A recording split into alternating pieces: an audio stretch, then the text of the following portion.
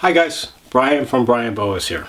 Today we're going to talk about things made of paper. There's paper money, there's toilet paper, and then we have Boa Papers. I know that I can't live for more than a day without the first two, but what about the third? How important are Boa Papers? And what exactly are Boa Papers? Should you be concerned if your boa does not have papers? These are the topics that we're going to discuss in this episode, so be sure to stay tuned. One of the questions I get on a fairly regular basis is, there's a boa that I really like and I'm thinking about buying it, but it doesn't have papers. Should I buy it anyway? And so I think people have a gross misunderstanding of exactly what Boa Papers are. And I think when they think of papers, they think of something like dog papers.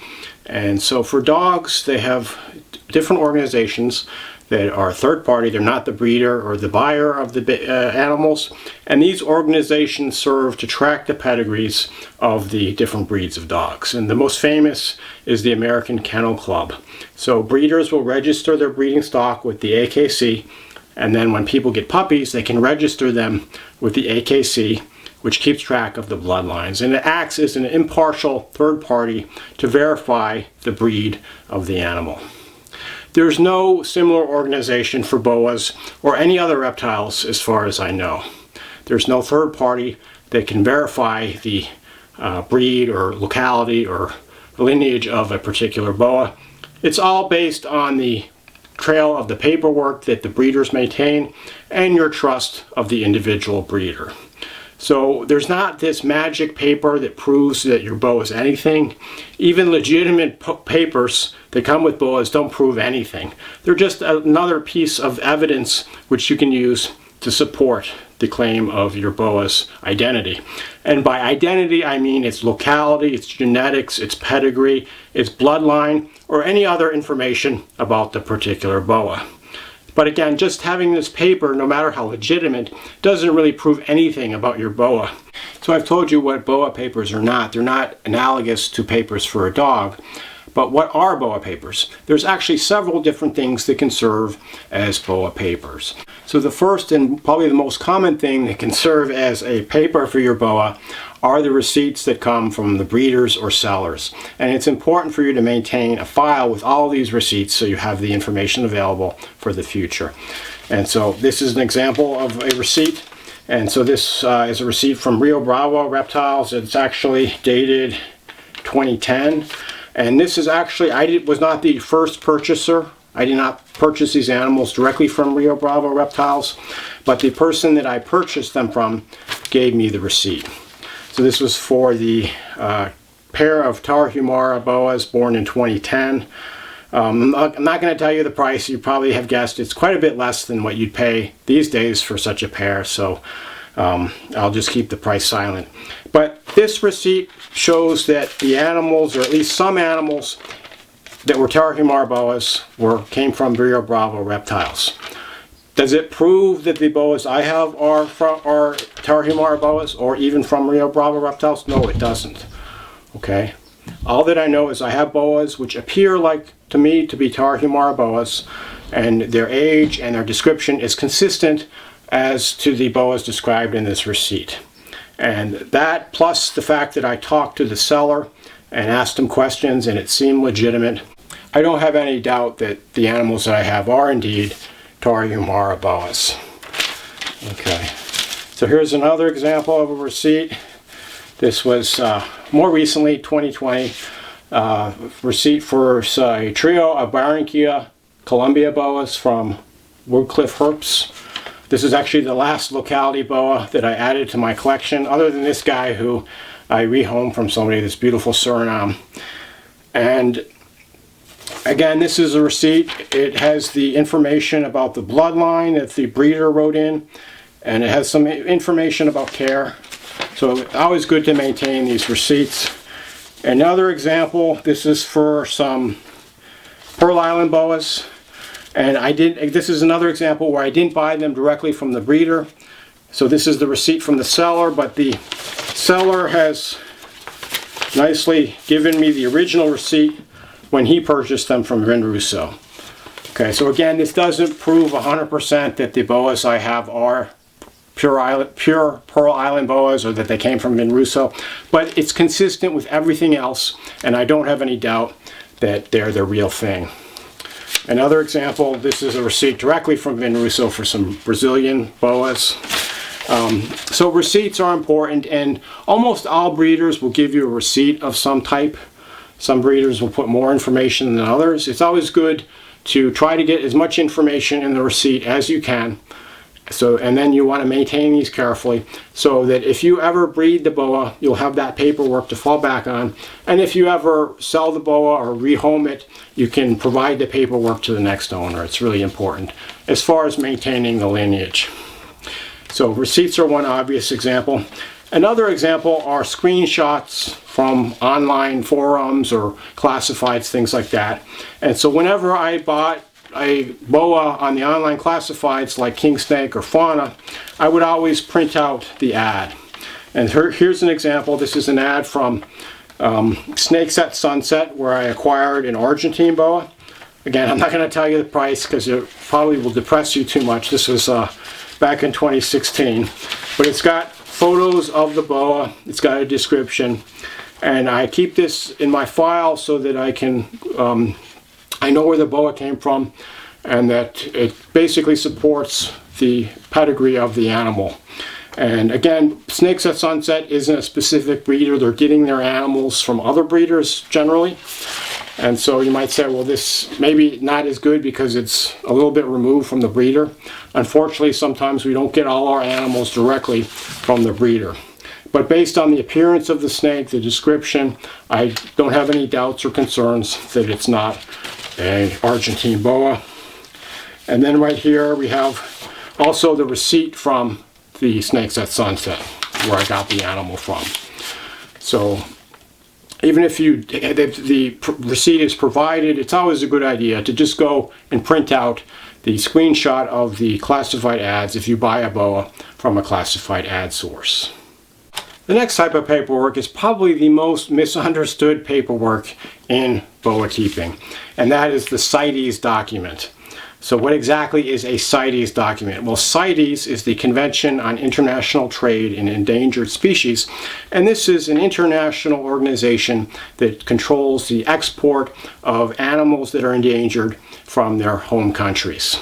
And so boa constrictors are all classified as endangered. There are several levels of protection that the CITES treaty gives, and with boas there's really two types. Most boas fall under what's known as Appendix 2, and so this means that in order to export them from their home country, you need one of these certificates. The other example is known as Appendix 1, CITES Appendix 1. And there's only one type of boa that falls under Appendix 1, and that's the Argentine boa.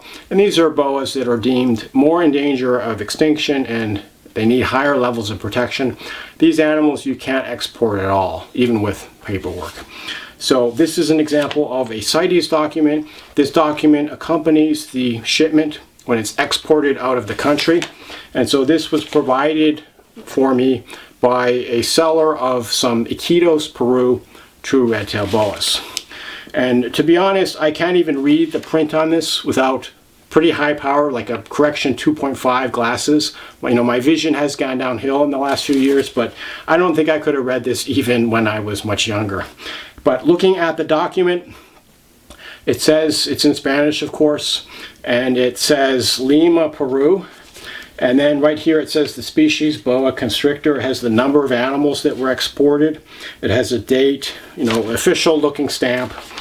Nothing on this, interestingly, even says Iquitos.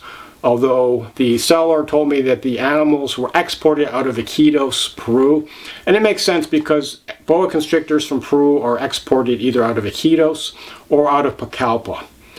Okay, those are the two exports for boas from the Peruvian Amazon.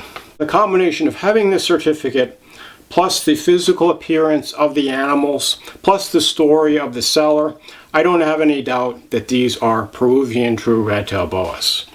But looking at the certificate, it really doesn't prove anything. Anybody could have made copies of this. I could take this, I could put it with this, you know, Suriname boa, and I could say this is a Peruvian boa. Doesn't mean anything. There's nothing on this certificate that identifies the particular animal. Okay, there's just the most vague description, Boa constrictor, Lima, Peru. It doesn't even say where it was exported from. And even if I knew 100% that the animals were exported out of Iquitos, it doesn't really mean anything because that's just the export port. You know, boas are collected from many, many miles around, and they are, you know, trucked to the export port and then shipped out. So it doesn't mean anything definitive as far as the locality. The particular boas that I acquired were farm bred, and it's known that there are boa farms down in the Iquitos area that are farming these Iquitos type Peruvian red tails. So the story is consistent, but again, I'm not aware of exactly where the founder animals that went to this farm were collected, or if they really represent an Iquitos form. And as I've discussed in previous videos, I'm not convinced that there's really any difference anyway between Pucallpa and Iquitos Peruvian boas. So this document is certainly worth having, but it doesn't really prove anything. Okay, so if you have a boa that has the CITES document and, you know, it doesn't really look like that type of boa, you know, odds are 99% that it's not that boa. Basically, they just substituted, or they gave the document with a different type of boa in order to convince you that it was real. Likewise, anybody could make as many copies of these as they want. You know, even if it says, you know, 5 boas were exported on this permit, they could make hundreds of copies of this and just give them to whoever, and, you know, use them to supposedly support their claim of the identity of a boa. So CITES documentation, a lot of people talk about this like it's the gold standard, but really it's nearly meaningless when you really think about it, you know, just having this CITES document. And then finally, there's another type of paperwork. I don't have an example to show of you, but there are certain breeders who will make these certificates of authenticity. And this can either be quite a useful document, or it can basically be somewhat of a scam, in my opinion. So some breeders will put all the relevant information about that boa on a certificate. They might even have pictures of the boa and of the parents of the boa, and sometimes even the grandparents, this nice little family tree. And if your breeder goes through the hassle of doing this, this is a great piece of information to have. You can see everything where they came from as far as their pedigree.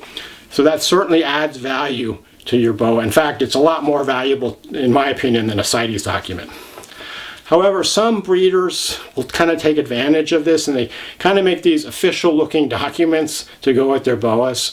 Be careful, because there's a lot of hucksters out there, and a lot of people would print these legitimate looking certificates that are really not even worth the paper they're printed on. Those were examples of the types of paperwork out there that boa hobbyists will use to substantiate their claims about the identity of their boas. But again, these papers by themselves don't really prove anything. They're just a piece of the puzzle. So you have to take the papers in context of the description from the seller, the appearance of the boa, you know, and other information that you can get about the particular animal. Do your homework. Have a pretty good idea about what boas look like.